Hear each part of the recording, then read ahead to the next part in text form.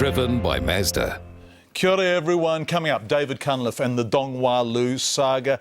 The Labour leader is on his way from the airport to our studio. The moment he is here, he'll be on air. Also tonight, this is Russell. He's an organ donor. He also, as you can see, happens to have a colander on his head for his driver's licence photo. Why, you ask? Well, so did we. Russell will join us live later in the program. Wait for this. He's got his driver's licence, wearing this, looking exactly like this, a colander on his head. Why? We'll ask him. This is magnificent and kind of mad. This is something you would never think of yourself. And to be fair, wearing a collar on your head while getting a driver's licence photo is a little bit random. So when this photo turned up on Facebook, we just had to find out more. Producer Vanessa Forrest went to the end of the internet to track down the man wearing a colander, and he joins me now live. Russell, is your driver's licence real? Is it real? Did you really have your photo taken wearing a colander or a pasta strainer? It is a genuine New Zealand driver's licence, yes. Okay, and why did you wear it? What point were you making? Why did you wear that? Well, I mean, it is a bit humorous, but there is a serious intent behind it.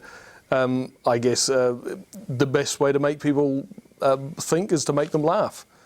So I am complying in every respect with the New Zealand law concerning driver's licences, and I'm simply claiming the very same privileges afforded to those who claim to believe in a magic man in the sky. They can wear religious headwear. This is my religious headwear. And so the point you're making is what? About the absurdity of concessions for religion? What point I mean, you are a Pastafarian, which is just a nonsense made up Mickey-taking religion. Is that the point you're making? Pretty much, yes. There are absurd concessions made to religions. This might be a very minor one, but I certainly think it's ridiculous. The concessions, yeah. The nice thing about New Zealand is, though, that we have it in balance, don't we? I mean, what you call the absurd concessions made for religions do no one any more harm than you sitting there with a colander on your head now, I mean, really, do they? Yes and no. People's beliefs inform their actions, and I guess you can see around the world, for example in Iraq right now, what people's beliefs are doing to their actions. And so I'm completely opposed to it. And this is just one little poke at the whole thing, I guess. Well, it's a delightful poke. Just before we go, when you turned up to have your photo taken for your driver's licence with a colander on your head, what did the people say?